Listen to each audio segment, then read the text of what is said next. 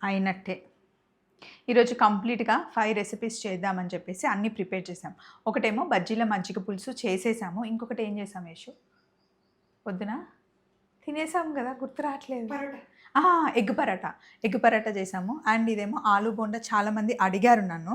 దానికోసం చేసి బ్రెడ్ తెప్పించా. ఒకటేమో బ్రెడ్ రోల్, ఇంకోటి బ్రెడ్ డబుల్ కా మీఠా చేద్దాము అని చెప్పేసి తెప్పిస్తే ఫోన్ సపోర్ట్ చేయట్లేదు. ఒకటి షూట్ చేయగానే ఏమని వస్తుంది మెసేజ్? ఫోన్ హీట్ ఎక్కింది, కూల్ చేయండి. ఫోను బాగా హీట్ ఎక్కింది, కూల్ చేయండి అని చెప్పేసి.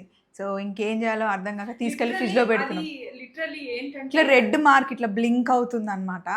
సో, తీసుకెళ్ళి ఒక నిమిషం ఫ్రిడ్జ్‌లో పెట్టి మళ్ళీ తీస్తే వర్క్ అవుతుంది. లాస్ట్ ఇయర్ కూడా అట్లనే వర్క్ చేసాం. మళ్ళీ సమ్మర్ తిప్పలు స్టార్ట్ అయ్యాయన్నమాట. ఇంతకీ ఆలు ఎప్పుడైనా సరే మీరు ఉడికించిన వెంటనే వాటర్‌లో ఉండి తీసి ఇలా బయట పెట్టాలి. అప్పుడే డ్రైగా ఉంటాయి. లేదు అంటే వాటర్‌లో ఉంచేస్తే గనక మొత్తం నీరంతా బంగాళదుంపలు లాగేసుకుంటాయి. పరాటా చేసినా, ఆలు బోండా చేసినా అది మటికి చాలా జాగ్రత్తగా యూజ్ చేసుకోండి. ఉడికిన వెంటనే బయట తీసేస్తే ఇలా చక్కగా డ్రైగా ఉంటాయి. ఇన్ కేస్ ఈరోజు వంట చేయడం కుదరకపోయినా గూడా మీరు నెక్స్ట్ డే అయినా చేసుకోవచ్చు ఫ్రిడ్జ్‌లో పెట్టేసుకొని. అది కథ. సమ్మర్ వచ్చింది జాగ్రత్త అండోయ్!